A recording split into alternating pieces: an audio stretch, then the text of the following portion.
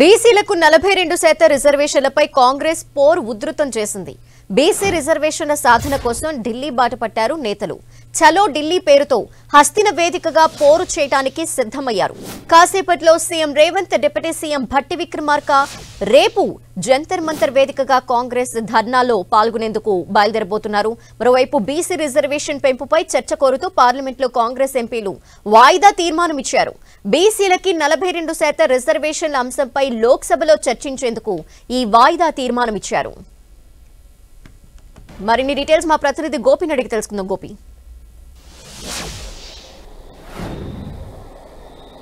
Dhanalakshmi, 42% reservation బీసీలకు కల్పించాలంటూ కూడా ఢిల్లీ జంతర్ మంతర్ వేదికగా చేపట్టబోయే ధర్నాకు ఇప్పటికే కాంగ్రెస్ నేతలంతా కూడా ఢిల్లీకి చేరుకుంటున్నారు. మరి కాసేపట్లోనే తెలంగాణ సీఎం, డిప్యూటీ సీఎం కూడా ఢిల్లీకి చేరుకోనున్నారు. మరోవైపు పార్లమెంట్లో 42% రిజర్వేషన్కి సంబంధించిన బిల్లును ఆమోదించాలంటూ కూడా ఇప్పటికే కాంగ్రెస్ పార్టీ ఎంపీలంతా కూడా తమ నిరసనను వ్యక్తం చేసిన పరిస్థితి అయితే కనపడుతుంది. అయితే ఢిల్లీలో జంతర్ మంతర్ వేదికగా రేపు 11 గంటలకు ఈ యొక్క బీసీ రిజర్వేషన్ సాధనకు సంబంధించి కూడా ఈ యొక్క ధర్నా కొనసాగనుంది. రేపు ఈ యొక్క ధర్నాలో ఇటు ఏఐసిసి అధ్యక్షులు మల్లికార్జున ఖర్గే, అదేవిధంగా రాహుల్ గాంధీ, ఇతర కాంగ్రెస్ సీనియర్ నేతలు, తెలంగాణ రాష్ట్రానికి సంబంధించిన ఎంపీలు, ఎమ్మెల్యేలు ఈ యొక్క ధర్నాలో పాల్గొంటారు. అయితే ఇప్పటికే ఢిల్లీకి ఒకరొకరుగా నేతలైతే చేరుకుంటున్న పరిస్థితి ఉంది. రేపు ఉదయం 11 గంటలకు జంతర్ మంతర్ వేదికగా బీసీల 42% రిజర్వేషన్ సాధనకై ఈ యొక్క అమలు చేయాలంటూ కూడా ఈ యొక్క ధర్నానైతే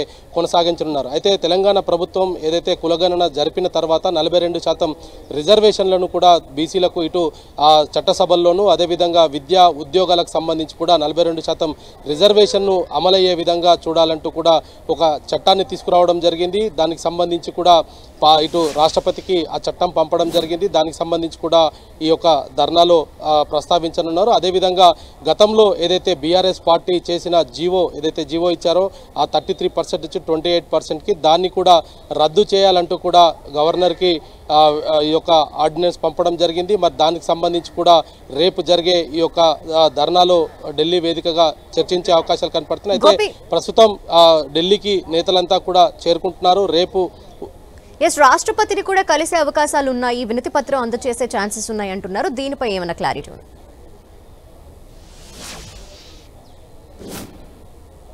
అయితే రేపు ధర్నా తర్వాత ఏదైతే కేంద్ర ప్రభుత్వం నుంచి తన వైఖరిని తెలియజేయకపోతే ఖచ్చితంగా రాష్ట్రపతిని అయితే కలుస్తామనేది కూడా బీసీ 42% రిజర్వేషన్కి సంబంధించి కూడా ఇటు కాంగ్రెస్ ఎంపీలంతా కూడా ఇప్పటికే చెప్పిన పరిస్థితి ఉంది.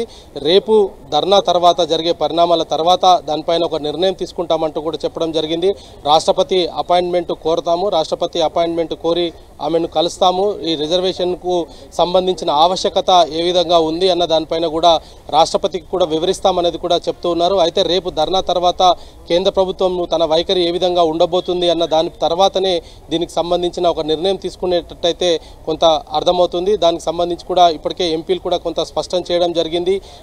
ఏదైతే రేపు జంతర్ మంతర్ వేదికగా జరిగే ఈ యొక్క దీక్షలో ఇటు రాహుల్ గాంధీ, ఖర్గే, అదేవిధంగా తెలంగాణ సీఎం, డిప్యూటీ సీఎం, ఇతర మంత్రులు, ఎమ్మెల్యేలు, ఎంపీలు, స్థానిక నాయకుల దగ్గర నుండి కూడా సీఎం వరకు అంతా కూడా ఢిల్లీకి రేపు రానున్నారు. దానికి సంబంధించిన ధర్నాలో పాల్గొనున్నారు. ఆ తర్వాత 8వ తేదీన దీనికి సంబంధించి కూడా రాష్ట్రపతిని కలిసే అవకాశాలు అయితే కనపడుతున్నాయి. థాంక్యూ గోపి.